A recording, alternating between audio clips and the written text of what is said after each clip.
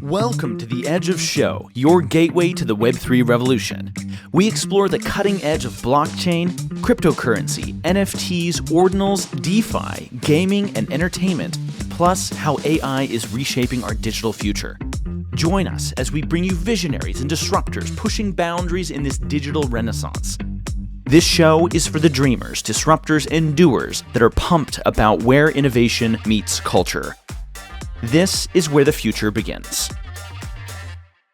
Hi everyone, Josh Krieger here, co-host of The Edge of Show, formerly Edge of NFT, live in Tokyo at the Tokyo Tower.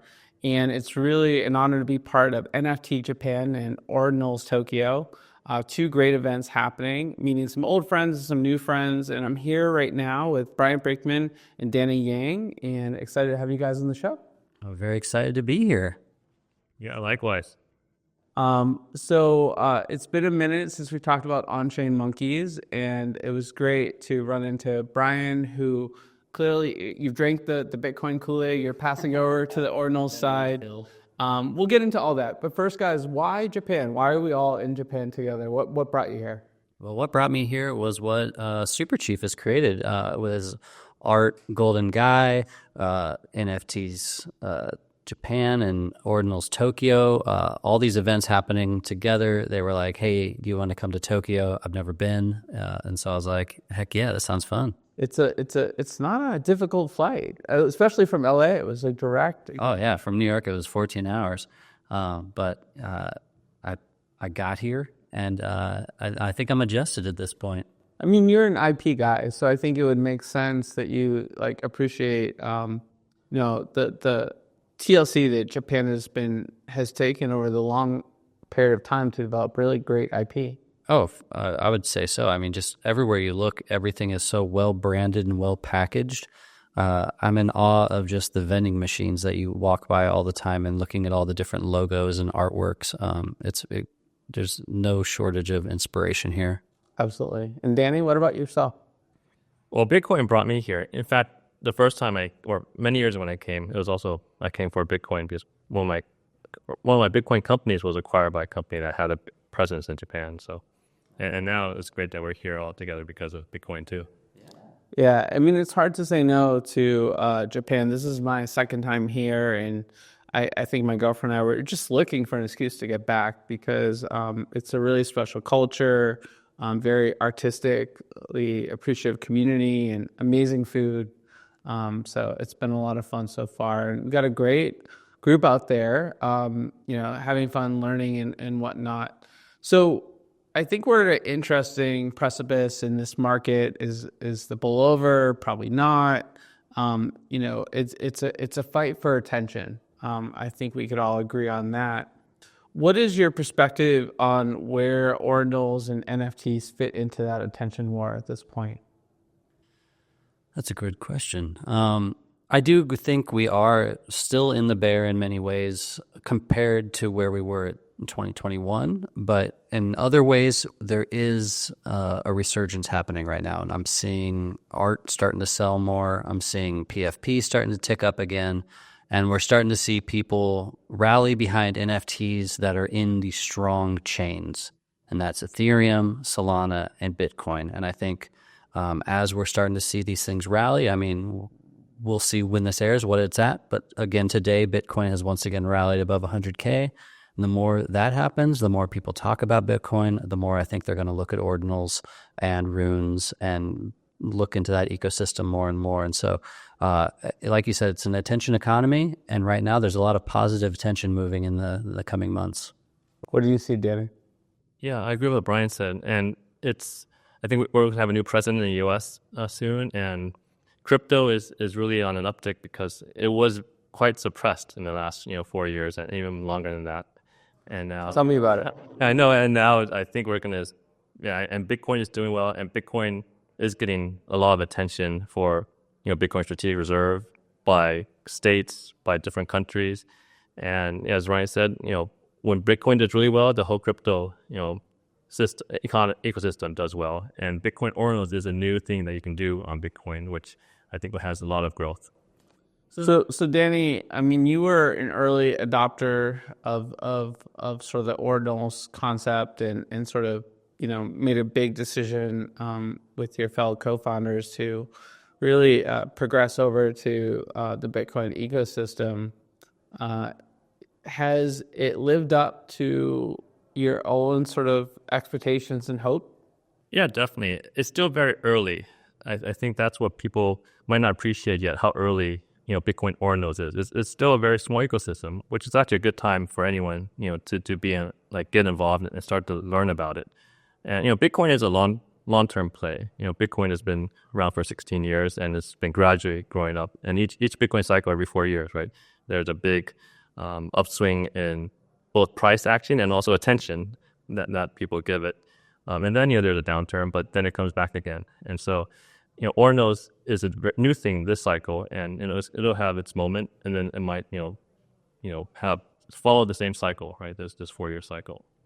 Right on. And I guess one thing that also brought you both here is a chance to hang out IRL, and you're working on a collaboration that I heard a little bit about. I'd love to learn more. Yeah, I mean, well, this goes way back. I mean, I've known Danny for quite a few years now, and very early on, he was bullish on ordinals, and I was probably a little more apprehensive because I was like, this is something new, and at the time, it was like trading on spreadsheets, and I was like, this is way too complicated for my collectors to figure out right now, and thankfully, the wallets have gotten better, the ecosystem's gotten better, the marketplaces have gotten better, and about 14 months ago, we started really hammering on this idea of what is now called Flickr, which is a series of ordinals that are inscribed in a way that uses recursion to create animation on chain. Can you talk about what recursion is for those that aren't familiar with that? One thing that's different about Bitcoin versus Ethereum, so NFTs as we know them is Ethereum NFT, ERC-721, and it's a smart contract chain that allows you to create basically actually quite complex NFTs with a smart contract. Bitcoin is not a smart contract chain, so the fact that Ordinals even exists is actually kind of amazing because it's just very hard to do things like this on Bitcoin. So recursion is this cool way of being able to do something that's composable, or where you can reference something else and reuse that code to do or assets to create something new, right? And so that's recursion. It's like composability on Ethereum smart contracts or reuse of existing assets or code to do something new with it. So it's actually an important part of the Ordinals protocol. I would say just think of it as loading an NFT into another NFT, and you can do that infinitely. And what you did early on, which I found really interesting, was he took a lot of scripting language protocols that you could use to make generative art and inscribed all of that, and so that you could run generative art on chain in that way. And so that's what sparked our initial conversation of, this is actually something that I can't do on my Ethereum NFTs. I want to play around with that. That makes sense. And you chose the number in the collection for any particular reason? 30 being, in terms of animation, 30 frames a second is kind of the standard over the years. And so I made it a 1 second loop, which is 30 frames, which each frame has its own story, whether it's tied to a rare sat or a reference to past works of mine. They're all kind of neon light interpretations of the Bitcoin logo. And then they all load into this animation, which is actually an interactive piece of code that allows you to change the frame rate, add a strobe light to it, pause it and start it, and all this other stuff. So yeah, it's really cool seeing what you can do. And then, there's even further layers involved in terms of reinscribing, and it goes deep. But I think what I like about the project is it kind of has the whole Felix the Cat bag of tricks of what ordinals can do. And it'll allow me to then explain to people that might not be in the ordinals ecosystem what's possible. And I think that's exciting. And why such a small collection versus, if the goal is sort of to get more folks on board, why not 300 or 3,000 or some other derivation of 30? That's a good question. personally, I just thought keep it simple and small as kind of an entry into the space. I've been a fan of the space for years of ordinals, and I've been collecting. But personally, I always get nervous about entering a new space and feeling like, someone might look at an artist and go, oh, they're coming into our ecosystem and they're trying to extract from it or do this other thing. So I wanted to come in a way that said, here's a really thoughtful, interesting way of using it that shows that I care about what it does. And it's not about maximalizing it. It's about making something really special. And that way, each one of those will live as a special piece, as a one-of-one art that will hold the value similar to my one-of-ones on Ethereum. Cool. And Danny, I mean, you guys are releasing this project together. How are you actually going to do the release, and how will folks have a chance to get one of these editions? Well, I'll let Brian to answer that. Yeah. So there's 30 pieces. The way I wanted to go about it was give 10 to my community, and that will be done via raffle in my Discord. There will be 10 to the On-Chain Monkeys community. So if you're an On-Chain Monkey holder, hang out in the Discord and other ways and figure out how you might qualify there. And then 10 will be raffled to the public, because I do think anytime I see a project that mints out entirely privately, I'm like, hey, well, that's not very fair. So I want to make sure that there's equal amounts of chance for people that might not even be in ordinals or be collectors of our stuff to have a chance at maybe getting into this. And so, I think that'll be, split evenly, and it'll probably the raffles will start to go live in the next few days and run for a week. And then we're just going to kind of sell these piecemeal. Very cool. Excited to see how that goes, and looking forward to seeing the art. I am an On-Chain Monkey holder, full disclosure. Same. Let's see. Maybe I'll be one of your holders as well with this new piece. We'd love to step out a little bit and talk a little bit more broadly about your thoughts on this spaces from a creator economy perspective. Brian, for those that don't know, also does a show, and you specialize sort of in interviewing artists, which I think is really cool. What are some of the unexpected insights, maybe thoughts or ideas that you've sort of picked up from doing all these interviews that have sort of affected your perspective on the space? Yeah, so you're referring to a show I do with Adam Tastic called Art First, where we bring on artists and talk for 30 minutes about their process of creation, and then 30 minutes of sharing artists that inspire or that they've collected or inspire them. And it's a good way to kind of get insights. And in terms of what I've learned from different artists, learning about process is really interesting, especially speaking to AI artists, which is something that I'm not as, I dabble a little bit with Midjourney and stuff like that, but I'm not deep in the trenches of AI art. And really hearing how, AI art can be created with this, like, to me, it's like the art of workflow, because they're basically jumping from one platform or program to a LLM, and they're kind of mixing 10 different things, but the workflow itself is the canvas to get the output they want. And that's something that I learned from interviewing these AI artists more. And then, talking to these different artists, like you said, the ecosystem's not the best it's been. So hearing about how they approach marketing and how they approach kind of building community is always really interesting. And so I think that's one of the benefits of this space, is that as an artist, we're always learning from each other. I'm looking on the other side of this camera here, and I see multiple artists that I've worked with, I've published, I've collaborated with. We're always trying to kind of figure out what works and what doesn't work and share that insight with each other. Is marketing a project today, building community today, different than it was a year ago? It's different than it was 3 years ago when things were hot. Because back then, the collectors were interested in short term. They were there to make a flip. Now they're looking for a community.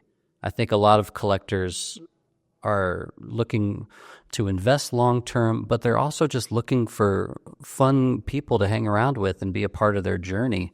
I think the artists that are still creating now that kind of didn't kind of wash away with the bear market are in it for the long haul, and the communities that are building around it are going to be long-term communities of friends. And I think if you look at who's flown out to Japan, who's flying out to Paris, who's going to these things, it's going to be these people that care about being around each other.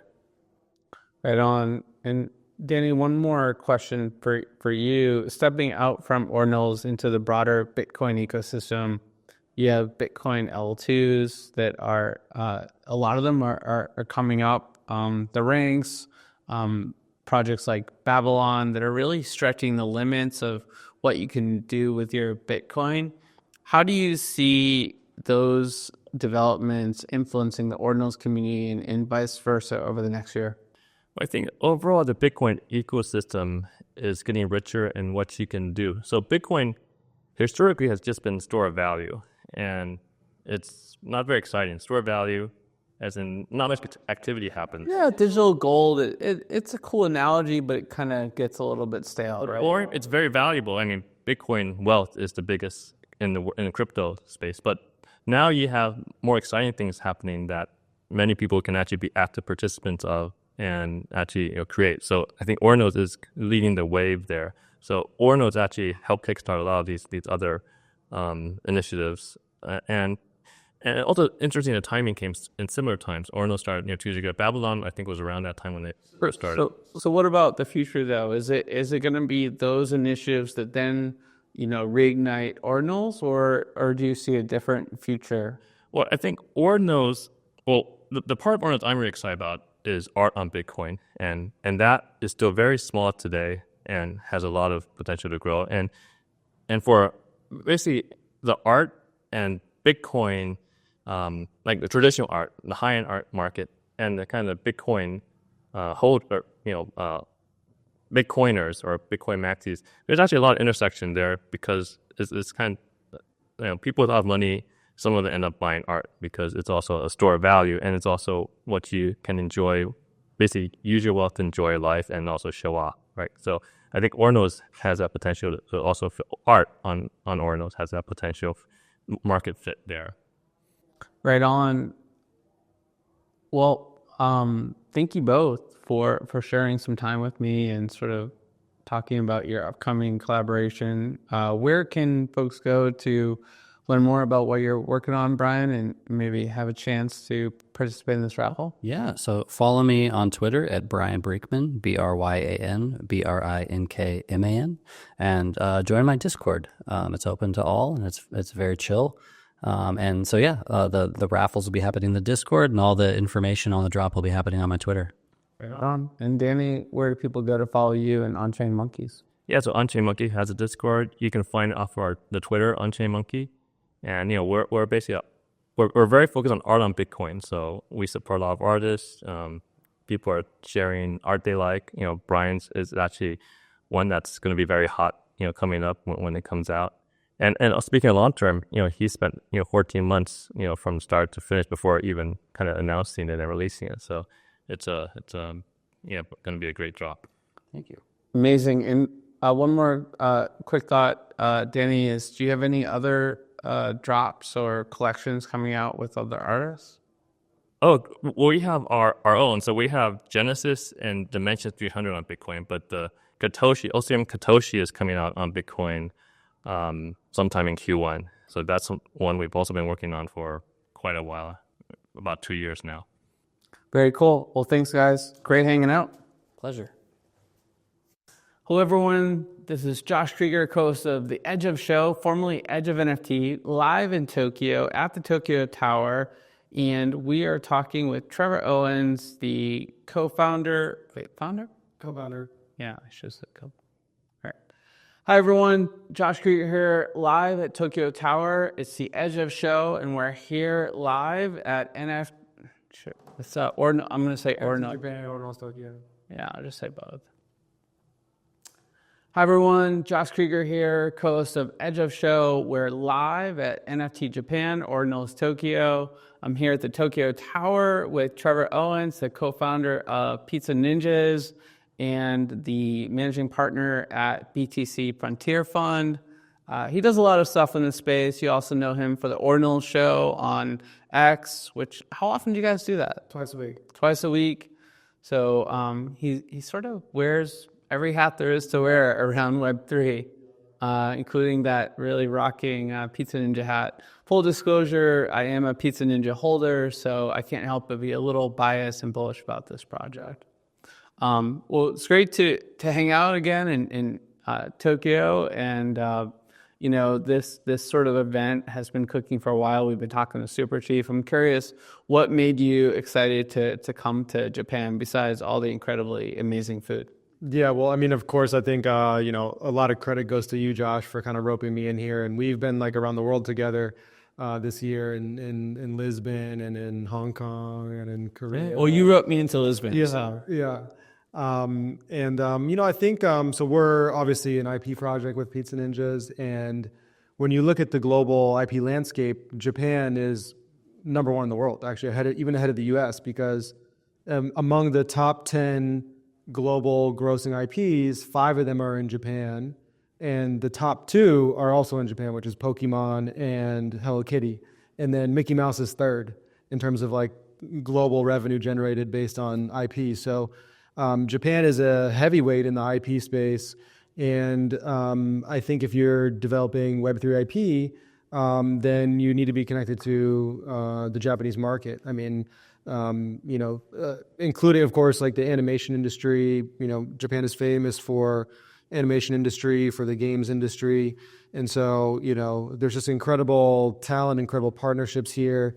And I think that if you are a Western IP and you're not working on breaking into the Japanese market, you're not getting the same level of exposure that you could be, because also IP is a very collaborative space, and lots of IPs can do cross collaboration. Maybe someday we'll have, a Pokemon partnership with Pizza Ninjas, or a Hello Kitty partnership would be super cool. And so, yeah, I think that it's just it's a growing market. It's historically the most important market for IP. And I think that still, though, they're a little bit behind when it comes to blockchain technology and NFTs. And so being able to come out here and connect with the local market, we're early, essentially. Makes a lot of sense. So as you think about sort of the future of Pizza Ninja's IP, does gaming also come to mind? Obviously, Japan is a huge gaming market as well. A lot of the classic gaming IP comes out of Japan. I'm curious if that crossed your mind. Yeah, definitely. I think for the animation industry and for the gaming industry, of course, like Nintendo is here, Sony is here. They created so many big IPs. In fact, Sony also launched their own blockchain the other day. There was some FUD around that because they were censoring transactions. But I also think, actually, in some ways, Japan is ahead of the U.S., specifically around regulations. So the U.S. is overregulated. Hopefully, that'll change this year with the new SEC coming in. But a lot of the Western gaming companies have just stayed out of NFTs altogether, unless they're startups, because of the lack of clarity around regulation. But they don't have that problem in Japan. Yeah, they tried it, and I think for a lot of these companies, the roadmap was so murky. It wasn't.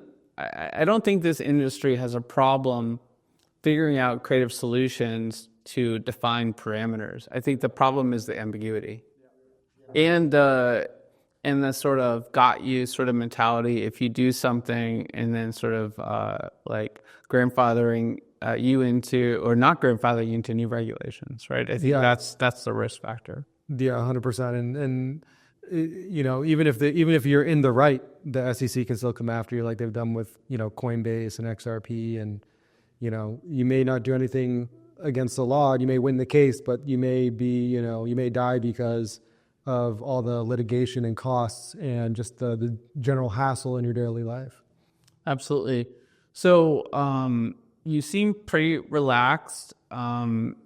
And I was impressed with how relaxed you were during the whole Pet Saga. For those of you that are members of the Edge community, you saw, the giveaway that we did. We had a lot of pizza pets among our community. Thank you for including us. But I mean, a staggering amount of virality created in a short period of time. I want to go into the sort of inspiration for the project and some of the experiences that you learned or surprises along the way. But let's just start with the facts. How many communities were involved?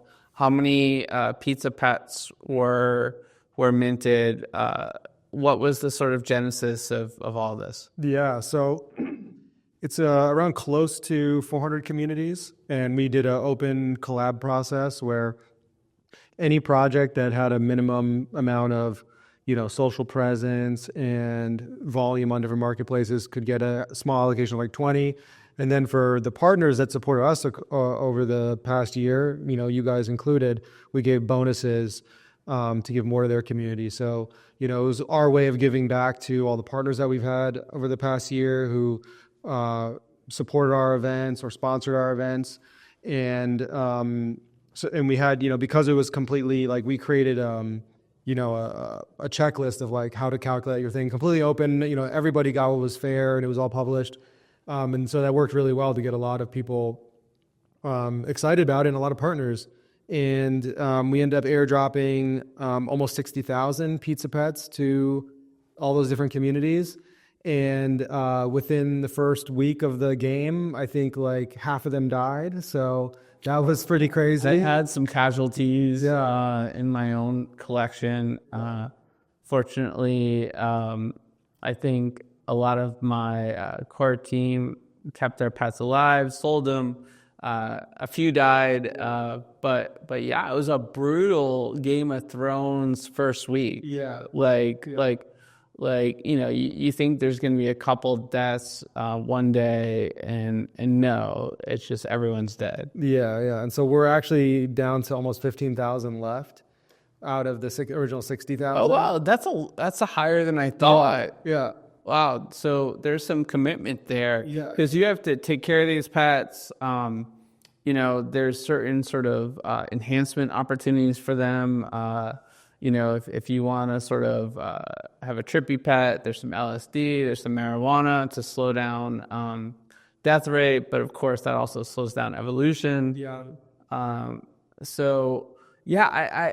that was a little bit of a surprise to me, all those unique components. You kept that under wraps pretty well. Yeah, thanks. Yeah. I mean, want to create a very simple game, want to make it entertaining. And I think, when we got the sort of parent-child features of Ordinals, it just made perfect sense there was going to be a digital pet game at some point because it worked so well. Of course, Axie Infinity was basically, the number one game in all of Web3 was just a digital pet game. And also inspired by CryptoKitties, because I think CryptoKitties is like is an OG project people love. And so, we just tried to, look at what those projects did well and didn't do well and create our own version of a digital pet game that's, entertaining, these different drugs. You're giving your pet drugs, is we're targeting obviously the majority of Web3, I think, is between like 25 to 45. And so it's, not a game for kids. Yeah, it's not a PG. Yeah. And people found it hilarious that they're giving their pet like steroids or marijuana or something like that. And it was a lot of fun. And, what we wanted to focus on was this deflationary mechanic, right? So I think with Axie Infinity and with CryptoKitties, they didn't hold their value over time, not just because we went from bull market to bear market, but also because of the inflation rate. And I think also, with Axie specifically, people you would see these Axie farms in like Southeast Asia where people have like a whole wall full of phones that are just like kind of playing the game or like shaking or something like that. They did same with StepN. So you have to figure out how to prevent botting as a means. And the main way we did that is by having a lot of different random sort of PvP mechanics and really focusing on deflation because we do eventually want to add a breeding component, right? So the whole idea is like you raise your pet and if you don't take care of it, it's going to die. That's a deflationary mechanic. But then after, we want to have a breeding mechanic, so that this game can kind of expand over time. But the fact is that the main goal everyone's going for is going from the baby pet or the egg to the immortal. So once you have an immortal, it's like that's the You can breathe. Yeah. You own that. It's not going to die. There'll probably be a death match mechanic though. You can fight them and they can kill each other, but it won't be like dying from you not paying attention, right? And so all the ones that are pre-immortal will either die or become immortal eventually. And so, when you have a breeding mechanic, the goal is that they're going to breed them and then make more immortals, and they can continue to breed them, et cetera, and play the game, and they can sell the assets. I joke it's a token that prints you tokens, like the Holy Grail, right? But we wanted to have that deflationary mechanism, so that way it's kind of like proof of work with Bitcoin, right? It's like the only way to make new Bitcoin is to spend electricity. And the same thing with the immortal pizza pets. The only way to make more immortals is to play the game, and you have to pay Bitcoin fees, and there's some risk of dying. And so we wanted to kind of align the incentives like Bitcoin. And eventually there's going to be, we're going to probably have something like a halving as well, where the breeding rate, after 4 years or however many years we end up deciding to do it, gets cut in half. So it'll approach a finite supply of immortals. But we want to have the dream of Web3 is not only these incentive-based games. So these incentive-based games, you can't make in Web 2, right? Yeah. The fundamentally, this technology, these incentives change our behavior and how we react to things. So a normal Tamagotchi pet, the game, it works for kids. I had one as a kid, and my teacher took it when I was in school, and then it died because the teacher took it, and I cried or whatever. I was traumatized. But for adults, when we play the old Tamagotchi thing, it's not the same. But now that these are actually worth something, and you can trade them, and there's the opportunity to breed them, and then as people join the game, you can have potentially a revenue stream from these, right? Assuming that people still want to collect them.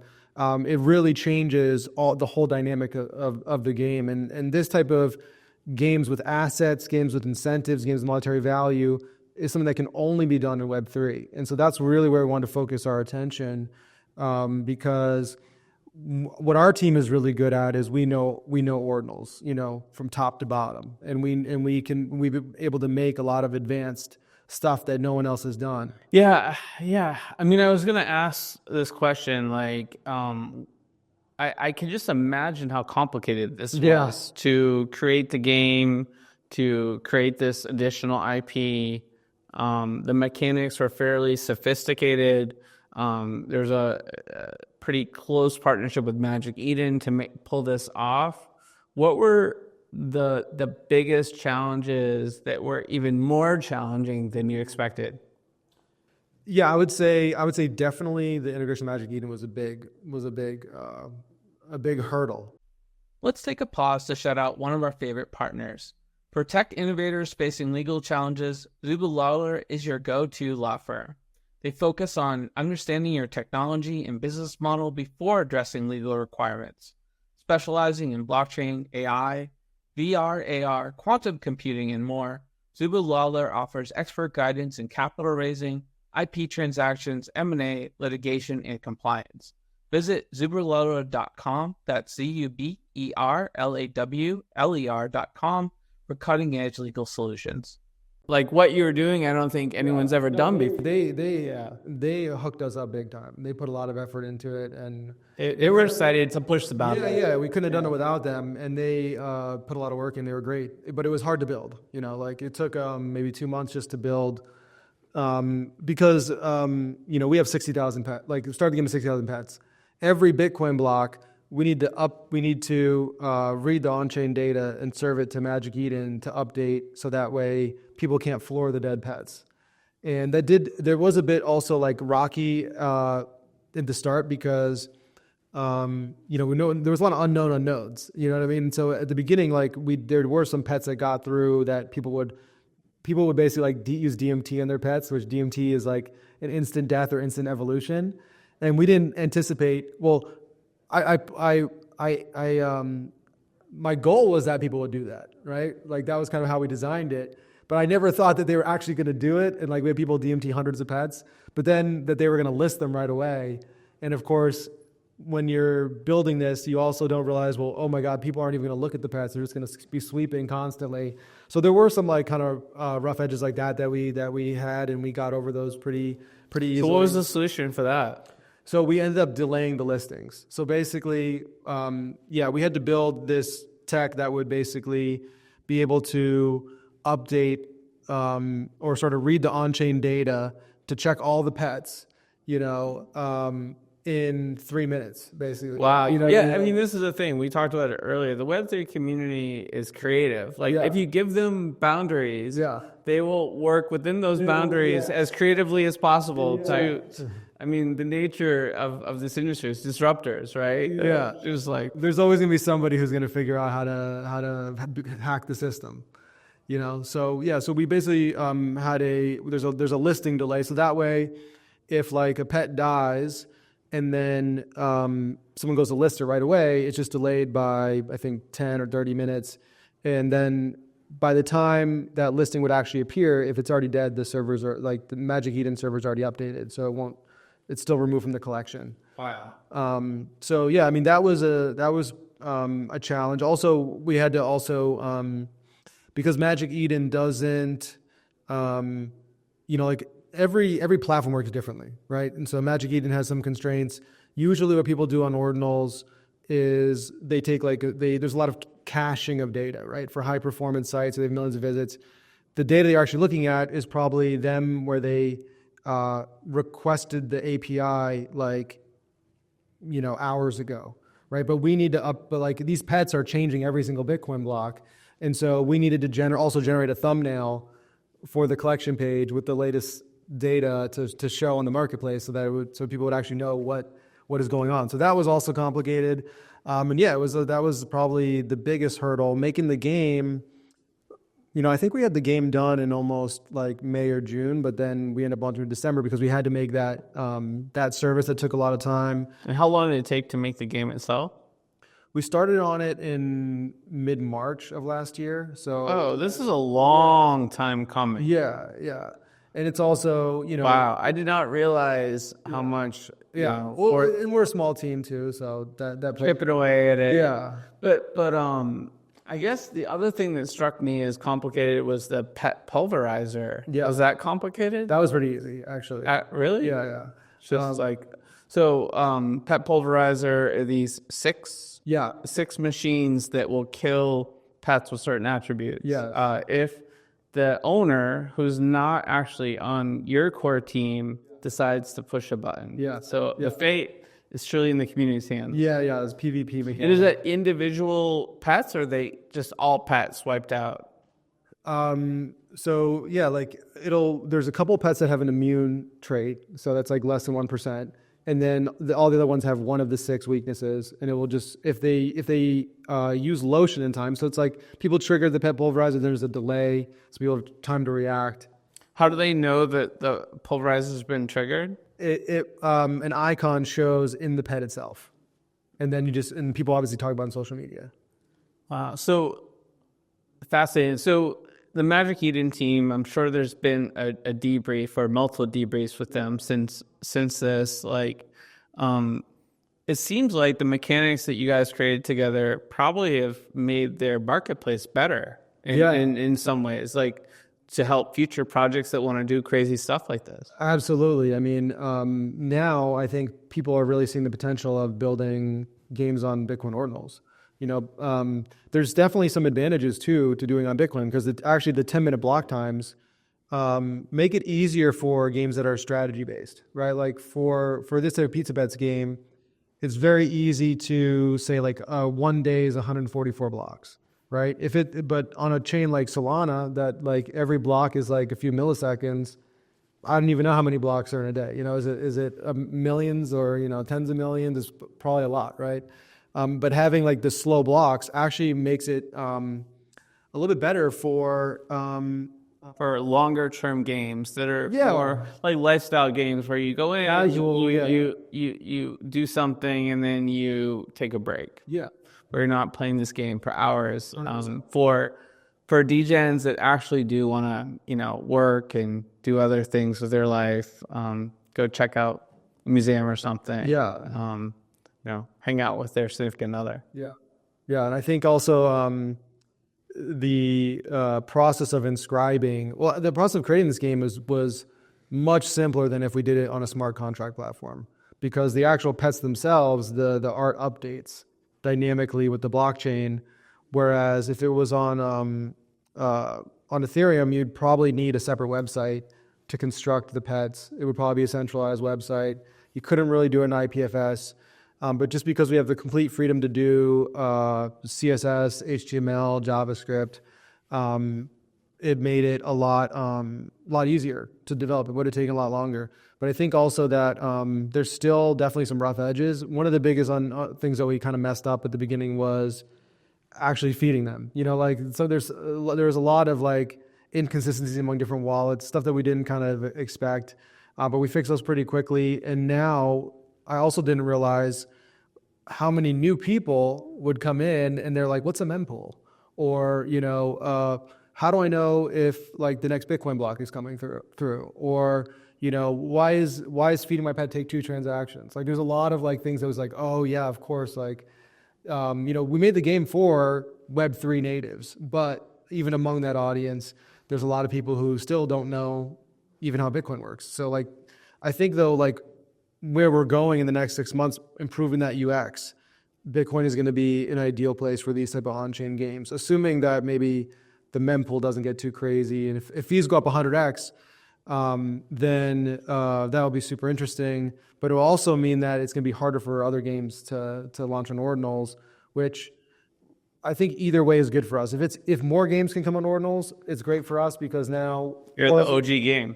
But if fees are too expensive and no one can launch a game again, it's also good for us. So yeah, interesting dynamics there. So some of these have sold for quite a lot. These Immortals. What's the highest sale that you're aware of at this moment? I think around 0.07 BTC, so around $7,000. Yeah. Yeah. I saw some for like 6,000 at one point. I was like, Yeah. I was tempted. Not financial advice. None of this is financial advice. And what are the Immortals going for today?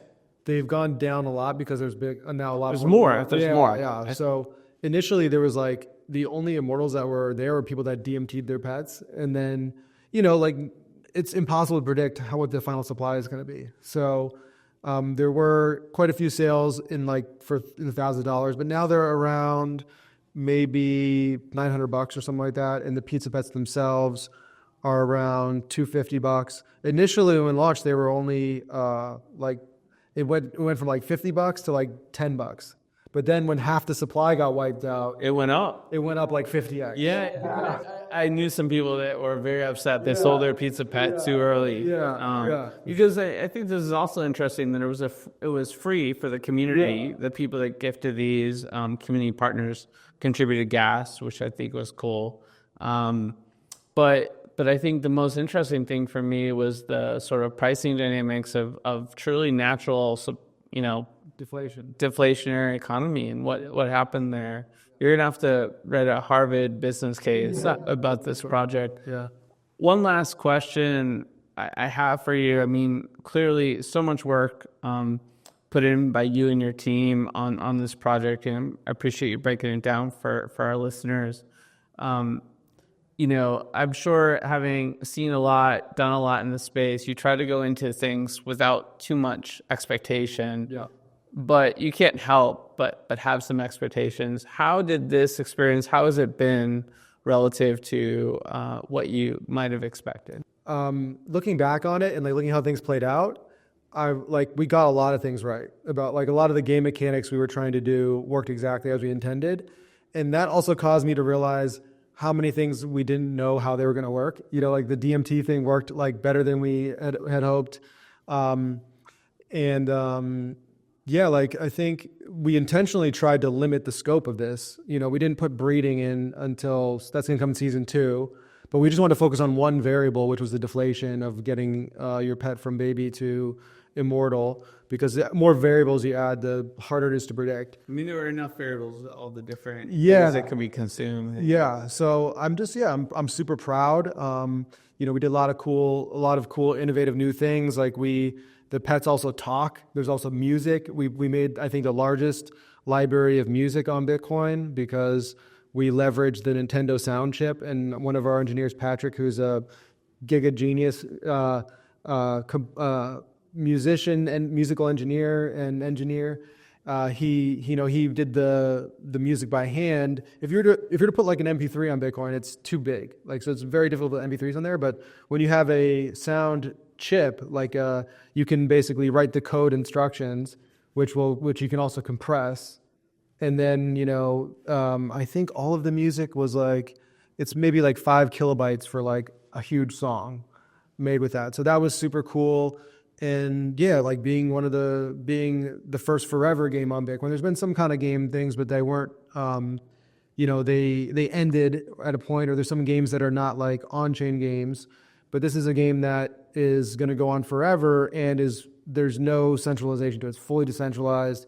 If I were to bungee jump off Tokyo Tower right now and then die from bungee jumping or something, whatever, bus hits me or it's our team, the game would keep going, forever, which is super cool. And please avoid bungee jumping for a little while, because I think your guidance for the next few phases will be critical. Plus, I'd miss you. Yeah, thank you, man. Yeah. So I'm proud, and I think there were a lot of things that we didn't know how it was going to work out, and surprisingly more than I was even thinking, but we got a lot of it right. So happy about that, and looking forward to season 2, where we're going to introduce the breeding and some other fun mechanics. And the community that's formed around Pizza Pets has been awesome. And a lot of these new community members are now joining the Pizza Ninja community, which is awesome. And so, I'm just having a lot of fun and proud of the work that our team has done. We've worked super hard for it. Cool. Well, thanks for breaking all that down for us. I have to say, I really admire what you pulled off and how you did it, and how you dealt with the adversity and communication with the community along the way, because this is truly, new stuff. And every time there's a mistake or issue, you talk it through transparently. Right? And we know that's one of the big challenges with our space is non-transparent communication. Yeah. So give you kudos for that, and it was a very enjoyable partnership. So thanks for including us in that, and it's great to see you in Tokyo at this event. It's going to be an exciting year to come. If people want to learn more about Pizza Ninjas, Pizza Pets, where should they go? Yeah, definitely follow us on X. You can follow me at TO, pizza_ninjas, pizza_pets. Pizzapets.fun is the website, and also ninjas.pizza. So check out any of those. And hope you guys, if you're listening and you haven't heard of it, you check out the game and maybe give it a try. Yeah, it's not too late. And if you're more conservative on your risk level, just get in Immortal and you're good to go. Yeah, you can take care of it whenever you want. No pressure. We've reached the outer limit at the edge of show for today.